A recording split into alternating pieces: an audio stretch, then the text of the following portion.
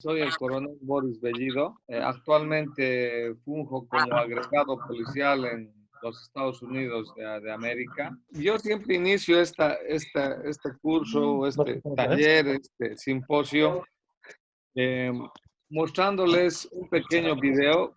¿Estamos bien hasta ahí? ¿Estamos bien, no es cierto? Sí. Vale, ahí vamos. ¿Cuánto vales tú como persona? C más H por A. ¿Qué es la C? Conocimientos. ¿Qué es la H? Habilidad. Para toda la vida hace falta conocimientos. Para poner una cerveza hace falta conocimientos. Para trabajar como financiero hace falta un conocimiento. Y para ser presidente del Parlamento hace falta un conocimiento. Luego viene la H. Y para toda la vida la habilidad, la experiencia cuenta, y mucho. Y luego viene la actitud. ¿Qué es lo importante de la fórmula? Lo importante de la fórmula es que la C suma. La H suma. Pero la A multiplica. Es decir, la diferencia entre el crack y el chusquero no está ni en la C ni en la H. Está en la A. Tú no eres una persona grandísima. ¿Qué lo eres? Porque tengas muchos conocimientos. Tú no eres una persona grandísima porque tengas mucha experiencia. Tú eres una persona grandísima por tu manera de ser.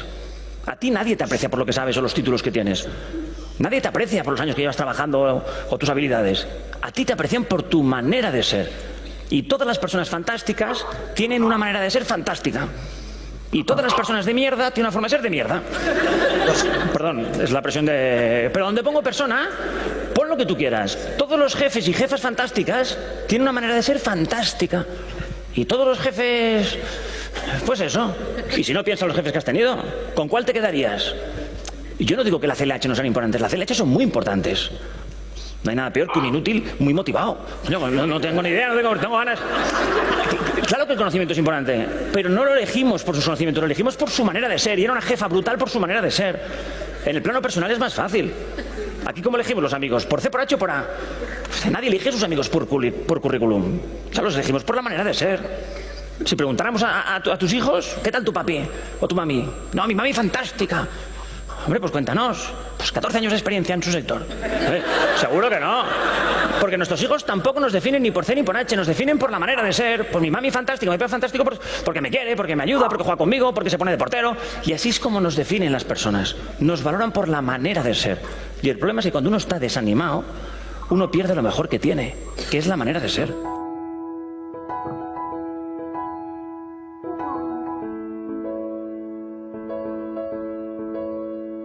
¿Qué les pareció?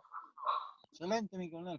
Bueno, siempre suelo introducir este video porque quiero que descubran sus potencialidades. Entonces, ya entrando al tema, si bien sabrán, la trata de personas constituye un delito de lesa humanidad. Muchos dicen que sí y otros dicen que no. Si bien para considerarse un delito de lesa humanidad tiene que estar inmerso en el Estatuto de Roma. El Estatuto de Roma es el instrumento jurídico de la Corte Penal Internacional. Es como el Código Penal de la Corte Penal Internacional. Precisamente ahí describe y ha incluido muchos delitos que se constituyen de lesa humanidad. Y entre ellos está la esclavitud. Y no se olviden que uno de los fines de la trata también está un factor, si quieren, un elemento que compone el delito del sometimiento de la voluntad, cuando alguien hace mercancía, cobra por el tráfico de migrantes en particular. También se habla de la violencia sexual. Sin embargo, los expertos señalan que para ser delito de lesa humanidad debe concurrir un contexto de sometimiento del gobierno, de un gobierno ajeno o de un gobierno de facto, donde ellos, aprovechando de su condición de facto, pues afectan todos los derechos civiles y hacen violación sexual, esclavitud de manera recurrente, atribuibles a esa su condición. Entonces, ahí existen esas teorías, ¿no? Ahora, no nos olvidemos que concepto y definición, semánticamente hablando, hay marcadas diferencias, ¿no? El concepto es una idea, la imaginación que tienen sobre algo que el concepto de trata varias personas pueden tener o diferir de esa idea. Y la definición ya sigue una línea, ¿no? Una línea más o menos universal. Entonces, la trata de personas es una actividad delictiva internacional que atenta contra la seguridad y el bienestar y los derechos humanos de las personas, especialmente mujeres y niños y adolescentes, que mediante la captación, el traslado, la acogida y recepción, mediante engaño, amenazas y la fuerza o aprovechación de una situación de vulnerabilidad. Complicado la definición, ¿no? Porque te agarra que es una actividad delictiva internacional que afecta a los derechos humanos, mujeres, niños y adolescentes, que aquello y establece de que se configura este delito cuando se capta, se traslada, se acoge, se recepciona, etc. ¿Pero mediante qué? Mediante engaños, amenazas, etc. Entonces, más o menos esa es la definición y vamos a ir aterrizando de a poco a medida que vaya describiéndoles. Estas cifras ya las deben más o menos saber. Hay más de 2.000 niños, adolescentes, que son víctimas de explotación sexual. En Bolivia tenemos más de 3.600 casos de trata, etc. Esta es la ruta de explotación sexual en Bolivia. Es decir, no se olviden, ustedes han escuchado hablar seguramente solamente en lecturas del crimen transnacional, del delito transnacional, ¿no es cierto? Y cuando hablamos de transnacional, quiere decir delitos que pasan las fronteras. Y no solamente son delitos que traspasan las fronteras, son delitos que le incumben en su investigación, en su tratamiento, a toda la comunidad internacional. Y entre esos delitos y crímenes transnacionales está el narcotráfico, el tráfico. En ese orden de prelación estoy describiendo. ¿Por qué le ponemos un orden de prelación? Porque existen países, existen estas actividades que unas son más lucrativas que otras. Entonces, al ser más lucrativas que otras, hay más organizaciones dedicadas a esta actividad. Por eso, primero estaría el tráfico de armas, una de las actividades más lucrativas y crimen organizado, transnacional, narcotráfico, tráfico de personas, trata y tráfico de personas, tenemos corrupción, tenemos tráfico de madera ilegal y minerales, y tenemos el tráfico de vehículos y el ciberdelito. Esos 7 u 8 delitos están considerados crímenes transnacionales que son parte del crimen organizado. Lo mismo existe en Bolivia, ¿no es cierto? Existe una ruta interna. Es decir, no se olviden que en la trata de personas, los niños, los adolescentes, las mujeres, son mirados, son observados como mercancías. O sea, son unos objetos más, no son seres humanos que piensan y razonan, ¿no? Son objetos, son unos objetos y los estudian como mercancías. Y por ello, al ser una mercancía, tiene pues un mercado. Es decir, de qué poblaciones se puede reclutar y captar y a qué poblaciones se puede comercializar, si quieren. Son términos, para quien les habla, es bien duro hablar de esa forma de la condición del ser humano. Pero sucede así, ¿no? Ellos buscan un mercado. Entonces, el mercado para reclutar, Pando, que se las llevan a La Paz. La Paz es el lugar de la explotación. De Pando a Santa Cruz, de Beni a Santa Cruz, donde también es un mercado ideal para explotar, y de Santa Cruz a Tarija, a La Paz, de Chuquisaca a Tarija, La Paz, Cochabamba. Si se dan cuenta, son países, ciudades del occidente, del oriente. Y hay mucho tiene que ver el patrón cultural. El desarrollo educativo en donde ustedes se encuentran no es el más adecuado.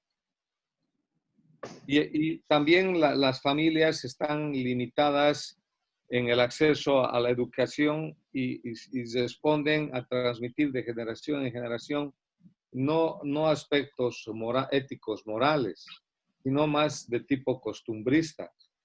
Por eso es que se ve en el Oriente mayor incidencia, por ejemplo, de niñas y niños que se salen del hogar, niños y niñas que a sus experiencias sexuales han llegado a temprana edad, niños y niñas que por la condición económica es fácil despertarles el interés cuando uno les compra alguna prenda de vestir, algún celular, algún objeto. Entonces, en ese sentido, pues es importante trabajar también cuando ustedes generen su programa de prevención. Estos aspectos hay que tocar. Esas falencias, esas debilidades que hay en los hogares, los policías, cuando hacemos prevención, debemos enfocarlos. Y bueno, las ciudades grandes como La Paz, Santa Cruz y Cochabamba, pues en particular las acogen, ¿no? Y Tarija para explotarlas. Hay una ruta también de explotación laboral y ahí sucede lo contrario, ¿no es cierto? La explotación laboral está en Occidente, en las minas. Y esa mano de obra es llevada también de Santa Cruz o de Potosí en la trata interna, de Oruro en la trata interna, en La Paz de la trata interna y en Santa Cruz, cuando hablamos de las industrias, porque no se olviden que Santa Cruz es un centro agroindustrial. Entonces hay mucha industria allá y pues necesitan de mano de obra. Yo les comento, cuando fungía de jefe de división de trata y tráfico, teníamos información de que habían 10 niños en un centro, en una fábrica de costuras.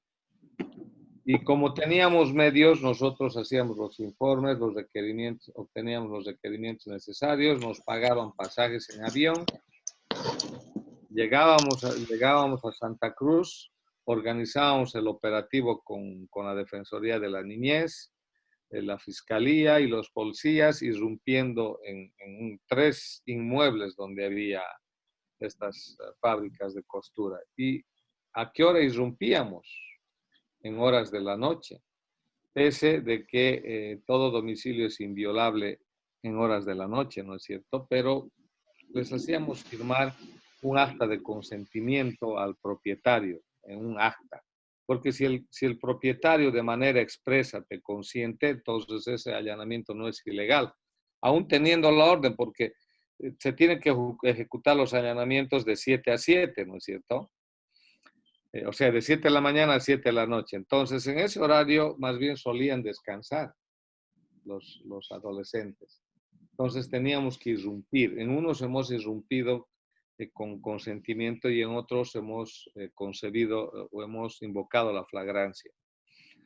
Entonces, y hemos encontrado ahí casi media centena en los 3 operativos de niños trabajando en costura, unos poniendo botones, otros en las máquinas, otros cortando. Niños, el más menor de los niños tenía 10 años con su bolo con su hoja de coca ahí al lado suyo. Las habitaciones absolutamente precarias. En una habitación dormían como 10 niños en colchones en el suelo, no tenían baños, no tenían las condiciones alimenticias, no les pagaban los salarios que la ley prevé cuando son menores de edad, cuando tienen más de 14 años.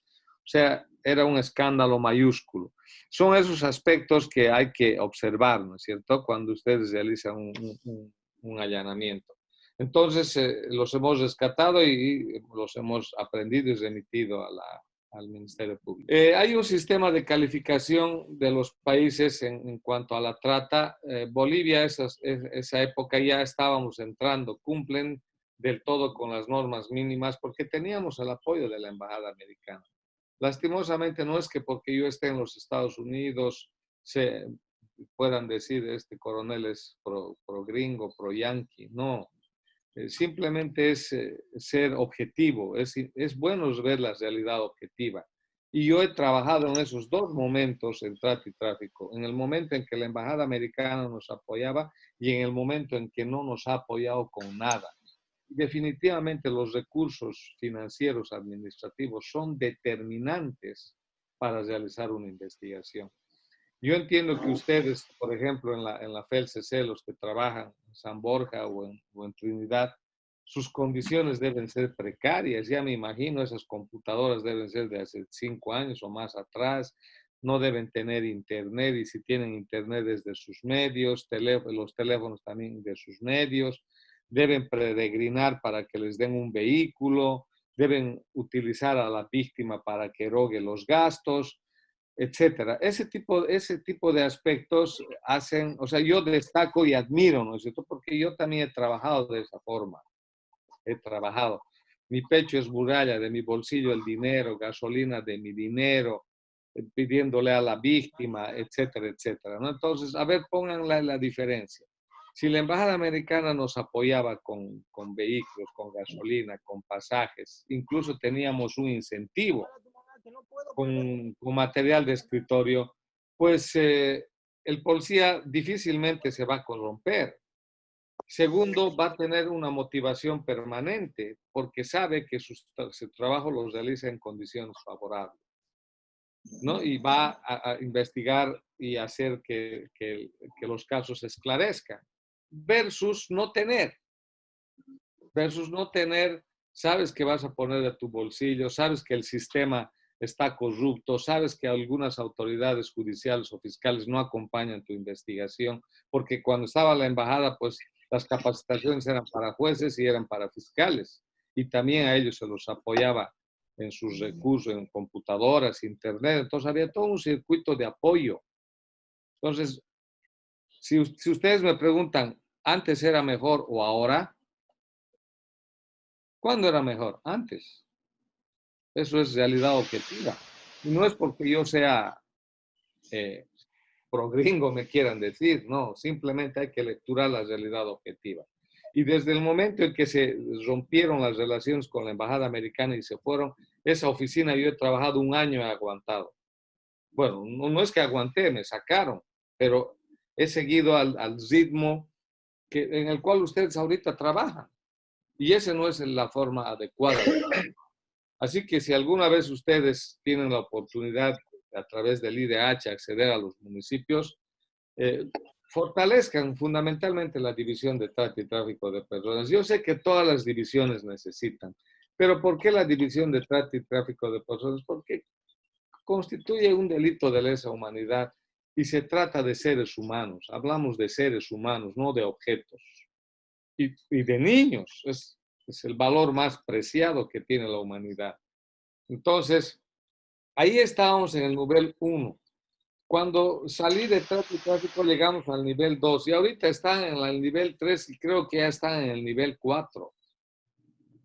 Entonces, eso nos debe llamar la atención y esto no es político. Ahora, entrando al tema rápidamente, es importante que ustedes tengan una línea de investigación operativa, ¿no es cierto? Aquí están los objetivos, que es formal. Entonces, ¿cómo se inicia la investigación de un delito de trata y tráfico de personas? Por denuncia, cuando las víctimas o los testigos, ¿no es cierto?, acuden a la sede policial o acuden a la fiscalía. Bueno, normalmente ahora en la fiscalía ya tienen el fiscal analista, y si no tienen ustedes el fiscal, hay un fiscal, ¿no es cierto?, que quien asume el conocimiento del caso para ver si va a aperturar la acción penal. Y eso es a través de la víctima o de los testigos. A través de informe policial o acción directa. Ahora el sistema ya agarra el informe policial, ¿no es cierto? O el informe de acción directa, como la famosa papeleta de información y denuncia, ¿no? Ya la acción directa constituye. Los expertos que desarrollan manuales de investigación señalan que la acción directa es la forma ideal de iniciar un caso. Y yo coincido, porque la víctima o el testigo normalmente tienen una carga emocional, ¿no es cierto? Y cuando hay carga emocional, pues a veces se distorsiona la realidad. Pero eso no quiere decir que no vamos a escucharlos, no hay que escucharlos. Y la investigación de oficio también tiene, bueno, normalmente la investigación de oficio también puede realizarse a través de una acción directa, pero esto se circunscribe a conocer a través de noticia fehaciente, que le llaman, ¿no es cierto? De un medio de comunicación, de una red social, etcétera, ¿no? Que eso todavía implica hacer actos investigativos. Pero la acción directa es el documento ideal para iniciar una investigación, porque es el policía quien el policía que ha intervenido, quien ha observado el hecho, ha escuchado, ha visualizado testigos, ha visualizado las evidencias, los indicios, el lugar, la hora, el día, etcétera, etcétera, ¿cierto? Entonces, por ello es que los que trabajan en la división de trata y tráfico de personas deben marcar una diferencia con respecto a la acción directa. Esa acción directa tan tradicional que tenemos, que breve resumen del hecho, dicen, ¿no? O de la naturaleza del hecho, etc. Ese breve resumen se circunscribe a relatar en 5 líneas. Qué interesante fuera que esa acción directa sea como el informe preliminar, por ejemplo, que se realiza, ¿no es cierto? Qué interesante fuera. Porque ya en un primer momento les ha arrojado muchos elementos la acción directa. En todas partes del mundo el informe de acción directa es el documento que determina la tipificación, que determina la imputación, que determina una eventual acusación en juicio. Y el potencial testigo no es tanto el investigador, sino es el primer policía que intervino. Porque él es el que relata con lujo de detalles todo lo que ha podido observar. Y esa debe ser la cualidad. Y yo, ahí, una sugerencia, una gran recomendación, que ustedes, cuando conozcan de alguien o les toque hacer la acción directa, marquen la diferencia en esa acción directa. Háganlo de manera más detallada. Debilidades en cuanto a los niveles de comunicación y coordinación institucional. Inicio con estas aseveraciones porque yo entiendo que cuando uno propone algo en su gestión, lo primero que observamos es que los fiscales desmerecen nuestro trabajo, ¿no es cierto? O ellos interpretan los hechos que nosotros les estamos haciendo conocer de otra forma, porque nosotros hacemos conocer los hechos y son ellos los que hacen la valoración jurídica, ¿no es cierto? Dicen, estos hechos sí parecen trata de personas, no parece tráfico de migrantes, no es pornografía infantil, no es una adopción ilegal, pero es en función a los hechos y por eso es importante la acción directa, ¿no es cierto? Es tan importante esa acción directa para darles mayores luces. Entonces, solía suceder, y no creo que hayan superado los fiscales, porque estuve el 2018 de comandante regional en el Trópico, y yo tenía ahí 2 oficinas, la FELCC y la FELCB. Entonces, yo veía que era recurrente el tema de la coordinación con los fiscales.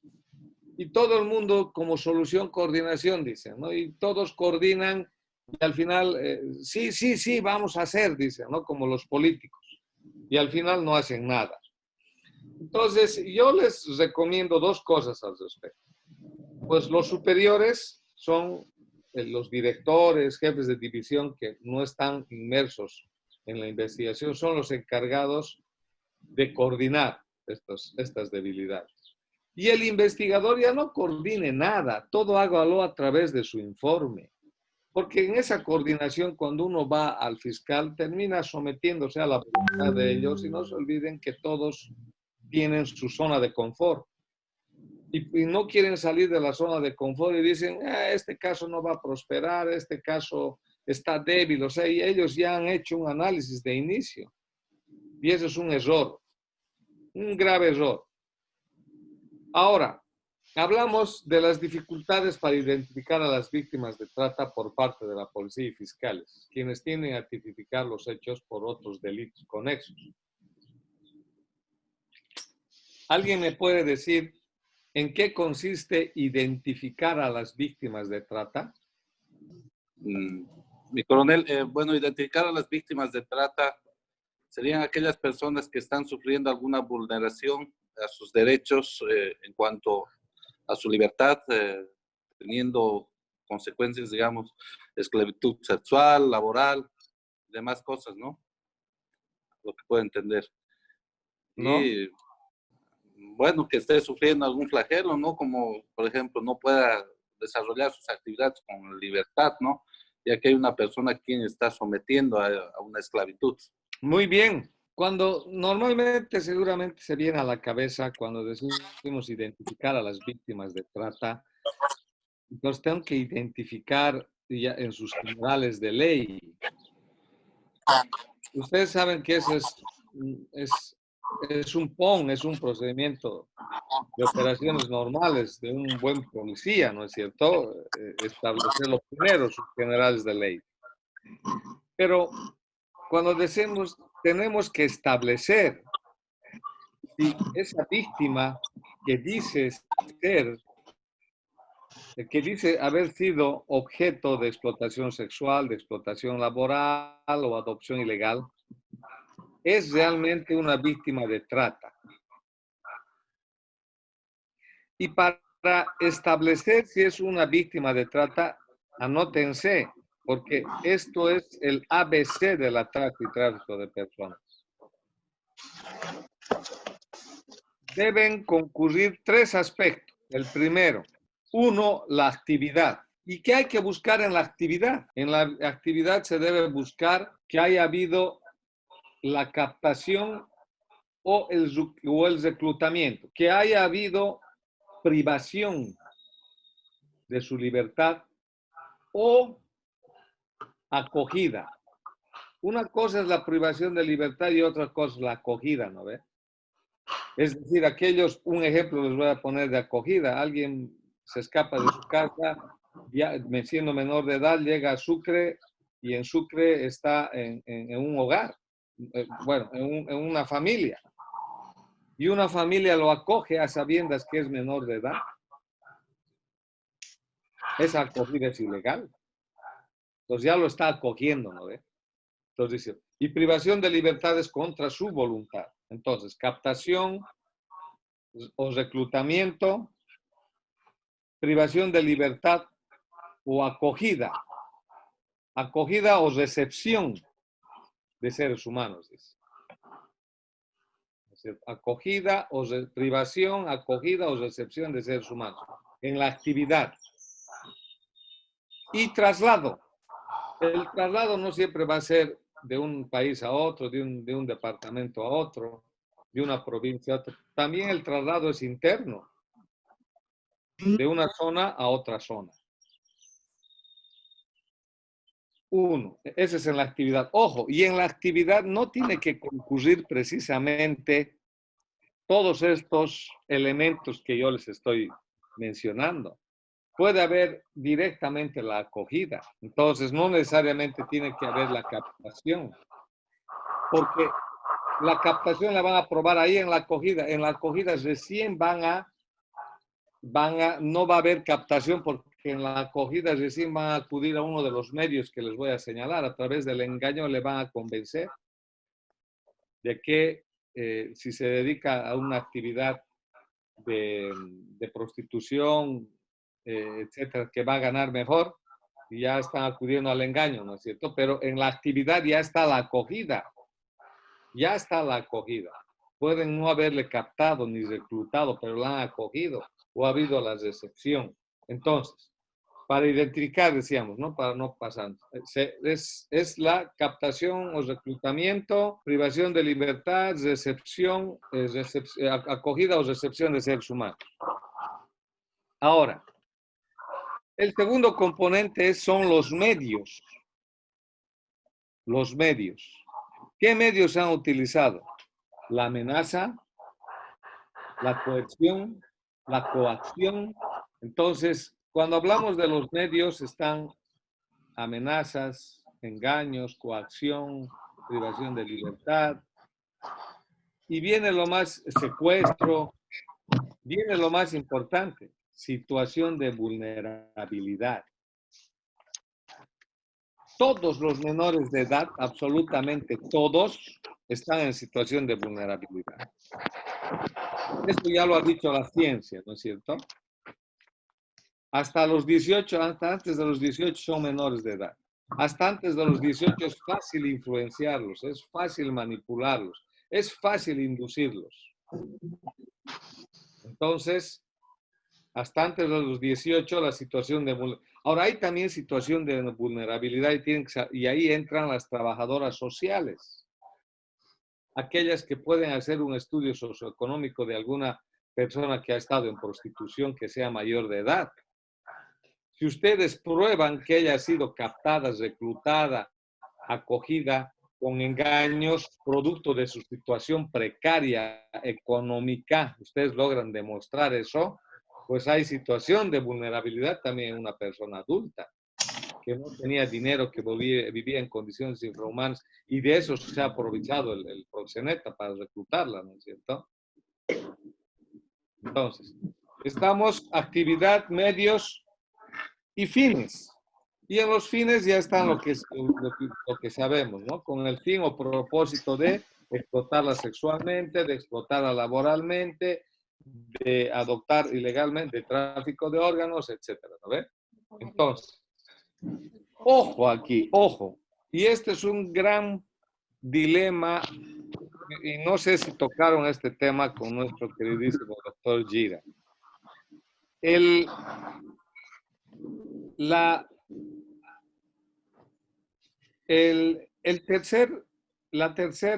dije que 3 aspectos deben ver, ¿no es cierto? Actividad, medios y fines. El delito de trata es un delito de resultado. Dice que tiene que configurarse el hecho, es decir, la explotación. Pues no es así. El resultado ya está configurado cuando concurren los dos aspectos. Cuando concurren la actividad y los medios. Si concurren los dos, el delito de trata ya se ha iniciado.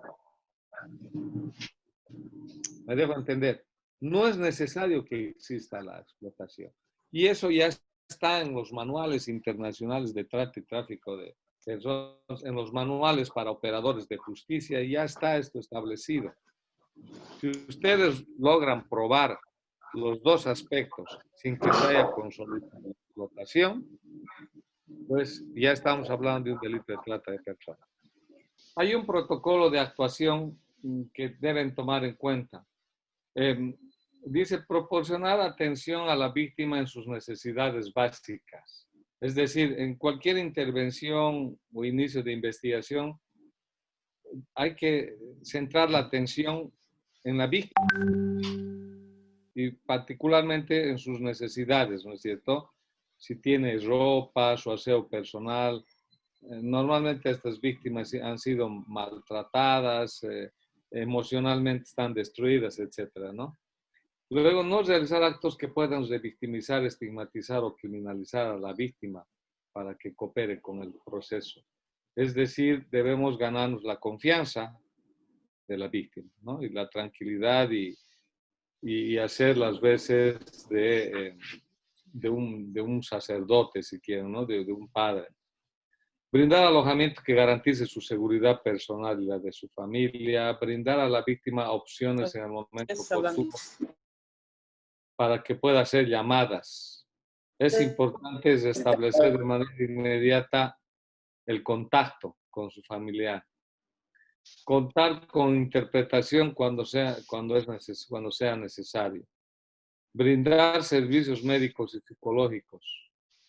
Bueno, antes espero que en el futuro, y si ustedes tienen la posibilidad de hacerlo, pues había la unidad de víctimas especiales. Esta unidad de víctimas especiales era todo un equipo multidisciplinario donde habían médicos, psicólogos, trabajadores sociales, forenses y fundamentalmente la infraestructura. Entonces es necesario en delitos de trata estos ambientes. A ver si alguna vez uno promueve un plan de esa forma. Identificar situaciones específicas, migración irregular en caso de no tener documentos, etcétera, etcétera. La denuncia es un clamor social que favorece la aplicación de la ley y reduce los efectos de la impunidad. Es decir, cuantas más omisiones tengamos nosotros con respecto a la investigación de un caso, pues contribuimos a la impunidad. Como policía siempre tenemos que invocar, exigir si quieren que se aplique la ley. Y voy a ir utilizando algunas simbologías, ¿no? La P es de policía, la F de fiscalía y la J de juez. Pasos a seguir. Valorar inicialmente la denuncia y o información suministrada. ¿Quiénes hacen esto? La valoración inicial de la denuncia y la información suministrada, policía y fiscal. Brindar información clara y precisa a la persona que denuncia sobre las consecuencias legales de una denuncia falsa. Policía fiscal. O sea, normalmente yo no recomiendo esta actividad porque a veces uno termina amedrentando a la víctima. Entonces es mejor que en la entrevista uno obvie este aspecto. Así que si tú no declaras y estás mintiendo, vas a tener problemas. Ya le están haciendo escapar con esa frase a la víctima. Requerir todo tipo de información útil para la investigación de los hechos denunciados. Eso lo hace el policía exclusivamente a través de la entrevista. Pedir apoyo a la Dirección de Protección a las Víctimas, testigos y miembros del Ministerio Público. Allá no debe existir esa dirección, ¿no? Bueno, los fiscales, ¿ustedes tienen un solo fiscal allá? Sí, sí, mi coronel. Bueno, ellos pueden activar este mecanismo que tienen, pero sí o sí deben activarse las defensorías de la niñez, los SLIM, los CDGs del gobierno departamental. Luego, verificar si el denunciante requiere de algún tipo de medidas de protección a su integridad física o psíquica y remitir el caso al Programa Especial de Protección de Víctimas. Miren, nosotros esos años hicimos un operativo en flagrancia, rescatamos a una niña de adolescente de 16 años, que casualmente una era de San Borja y otra era del Liberalta. Estas estaban en un domicilio particular, supuestamente privadas de libertad, entonces irrumpimos con allanamiento y en el lugar las encontramos a las dos muchachas, una en el tumbado y otra debajo de unos colchones. Ambas estaban golpeadas. Y realizando la inspección, la ITO, la Inspección Técnica Ocular, pudimos evidenciar, primero ellas refirieron, nos han golpeado, nos han obligado a firmar documentos, nos han llevado con engaños a un prostíbulo, etc. Y aquí nos estaban obligando a reconocer una deuda de $1,500. Y para ello nos han golpeado, nos han echado agua, nos han metido por bien. Hemos encontrado el lugar, la silla, los cables sueltos donde les habían pasado corriente. Entonces, y el dueño era un conocido proxeneta en Cochabamba, que es el José Luis Selene. de hace 40 años, proxeneta, que hasta ahora nadie puede hacer nada contra él. Entonces, este ya hizo funcionar toda su organización criminal y nosotros sabíamos que esto podía suceder cuando teníamos que llevarles a un hogar de acogida. Y con todos los recaudos necesarios les hemos llevado a un hogar de acogida, pero han logrado filtrar la información y al día siguiente las han hecho escapar del hogar. Entonces, esa, por ejemplo, es una medida de protección inmediata, ¿no? Porque la víctima a la vez es testigo a quien hay que protegerle si es posible y tienen los recursos humanos, se debe poner vigilancia. Entonces, no se olviden que a través de ellos ustedes pueden efectuar una entrevista. Y en esa entrevista es donde van a obtener mayores elementos de juicio, ¿no es cierto? En esa conversación informal. Y van a enfocar en función a esos tres aspectos para identificar una víctima de trata. Tienen que identificar si fue captada, reclutada, si fue acogida o recepcionada en un hogar.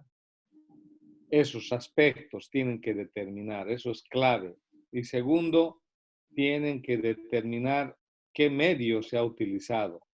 Si al ser menor de edad no hay donde perderse la situación de vulnerabilidad, pero también pueden haber concurrido amenazas de que vamos a pegar, a raptar, a secuestrar, a matar a tus familiares, ¿no es cierto? Pueden haber, o a tu hermano, o a tu hermanita, etcétera, ¿no? Pueden concurrir esos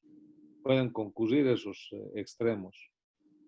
Entonces, ahí entra la entrevista, por eso es recabar todo tipo de información. Y si es un lugar encubierto de actividad sexual. Esto es importante. Ustedes saben qué constituye actividad sexual comercial. El acceso carnal a cambio de dinero, ¿no es cierto? Se llama trabajo sexual. Segundo, aquellas que hacen, yo no soy meretriz, yo no me dedico a la prostitución, dicen, ¿no es cierto? Yo solamente hago bailes. Yo hago solamente barra americana.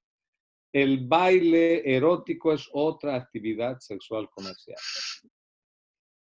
Esas damas de compañía también realizan actividad sexual comercial. Y ahora en las redes sociales, aquellos que dicen. Luego, no se olviden que es determinante comprobar la edad de la víctima para determinar si es menor de edad y tomar las medidas administrativas para la atención según la legislación del menor, Código Niño, Niña, Adolescente. Si la víctima mayor o menor de edad, hombre o mujer, es importante recurrir lo antes posible a los anticipos de prueba. Es decir, cuando ya concurren estos elementos que les dije para identificar a las víctimas de trata, y encima, y de manera objetiva está inmersa o está establecida la explotación sexual, y ya no hay casi nada que investigar, y ojo, la víctima corre el riesgo de escaparse, de desaparecer, porque no tiene familia, deben deben pedir anticipo de prueba.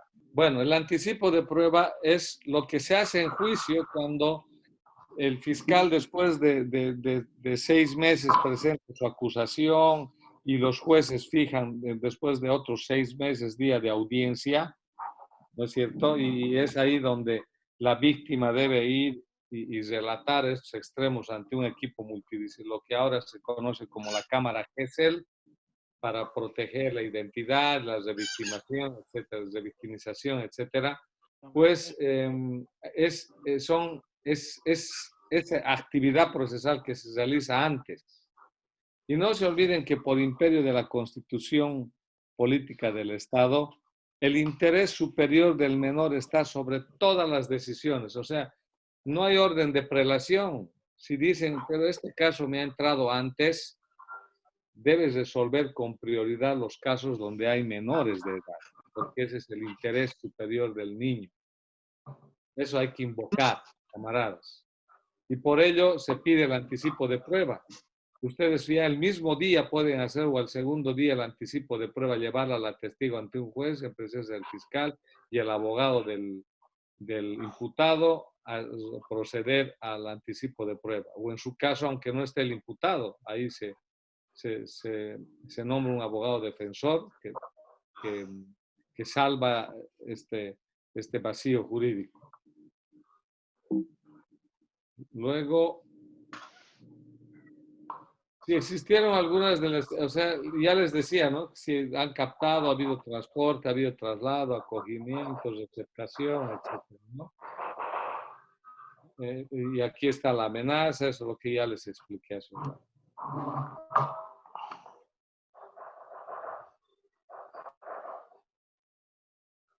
Y aquí, consentimiento. Normalmente, cuando son adultos, y cuando son mayores de edad, dice, y la han rescatado de actividad sexual, de una actividad sexual comercial, dicen, pero yo quería dedicarme a la actividad, entonces dice el fiscal, ahí estaba su consentimiento. Y ahora las menores de edad también les dicen, no, a mí me gusta, yo quería hacerlo. Yo quería cobrar porque soy pobre, tengo necesidades y yo quería que me paguen. El consentimiento en los menores de edad no cuenta. Ojo eso, camaradas, ojo, no cuenta. Por eso dice, la importancia de verificar con la víctima si fueron utilizados algunos de los medios radica en la determinación de conductas que agraven el tipo penal de la trata de personas. La mayoría de los países de la región eliminaron el consentimiento como elemento para la configuración del delito. Los medios que describen la definición de protocolo, etc. Entonces, consentimiento, aunque la menor haya dicho sí, no debe ser tomado en cuenta. Ojo, camaradas. Luego, si quien denuncia no es la víctima.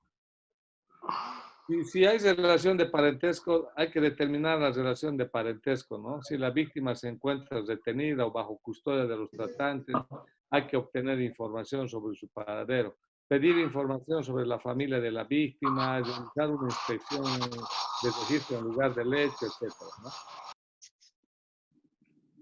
¿Cómo comprobar la edad de la víctima de trata de personas? En caso de que no tenga documentos por haber sido incautados por los tratantes y tenga dificultad de constatar la edad por cualquier medio, o sea, llamadas a familiares y allegados, porque ellos tampoco nos van a dar con exactitud. Se debe asumir, se presume la minoridad. Ojo, eso también lo dice la ley. Lo dice la ley, se presume la minoridad. Si no hay forma de establecer en su primera actuación la edad, deben presumir la minoridad. Esto lo dice el Código Niño, Niña, Adolescente. En esas circunstancias se debe aplicar el principio que más favorece a la víctima y el principio del interés superior de la persona menor de edad, que les decía. ¿Por qué es importante determinar la edad de la víctima? Porque se requiere de la adopción de medidas y diligencias de protección especial, porque se aplica una normativa especial. El conocimiento de oficio trata de constatar la veracidad de los hechos. Cuando hay una investigación de oficio hay que hacer todos los esfuerzos, ¿no es cierto?, para ver si esos hechos sucedieron. Entablar contacto con la víctima. Elabore un reporte de inicio. Traslade el reporte al fiscal. Informar después de las 24 horas, no se olviden, eso es determinante. Información confidencial. Cuando el Ministerio Público o la policía se enteran de la posible comisión de un delito, es necesario realizar una amplia labor de verificación de la información. Es frecuente que la fuente anónima proporcione datos muy vagos y confusos, que son imposibles de aclarar. Las Defensorías de la Niñez y la Adolescencia y las ONGs, organizaciones no gubernamentales. Estas son organizaciones sociales que por su función tienen acceso a información relacionada con casos o víctimas de trata de personas. La información que proporciona este tipo de entidades es sumamente importante, no obstante debe analizarse y verificarse.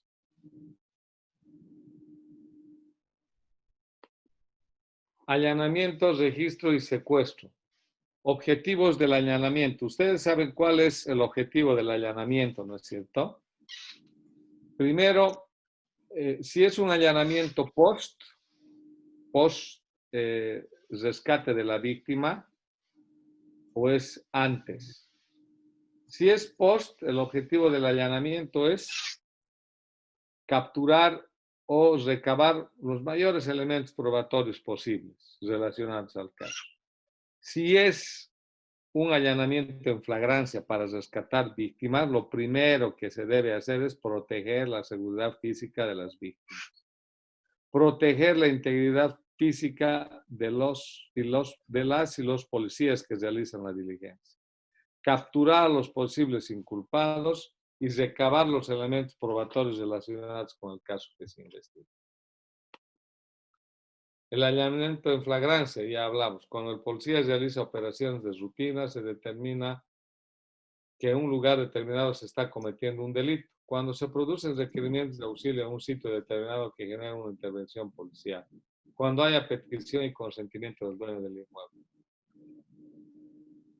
No se olviden que el delito flagrante puede ser el pedido de un auxilio, pedido de auxilio que se haya generado tanto en la policía, tanto en las defensorías, o de pronto un vecino haya escuchado, pero eso deben sustentarlo, ¿no es cierto? El nombre del vecino que está refiriendo que escuchó gritos de auxilio. A esa información ustedes están en la potestad plena de allanar. Y si quieren mayor certidumbre, mayor certeza, es mejor si hay un dueño de casa y un responsable que habita esa casa, ese domicilio, hacerles firmar el acta de permiso de ingreso. Ojo, para mayor resguardo. Le hacen firmar el acta de ingreso a domicilio, de permiso de ingreso a domicilio, y también el acta de permiso de secuestro de objetos. Ojo, esos elementos son claves porque si no se cae el caso. No procede el allanamiento. ¿Cuándo no procede? Cuando el inmueble o bienes pertenecen a una autoridad consular o diplomática. En esos casos se requiere una gestión adicional ante esa autoridad de acuerdo a la legislación vigente de cada país. También cuando no concurren los presupuestos de la flagrancia. Es decir, en el momento de intentarlo, de cometerlo inmediatamente después. El operativo de allanamiento. Así como realizamos planeamiento y existe una orden de operaciones, plan de operaciones, cuando hay un servicio extraordinario al estadio, un DEX, de pronto una manifestación, ¿no es cierto? Bloqueos y demás, siempre hay un planeamiento previo.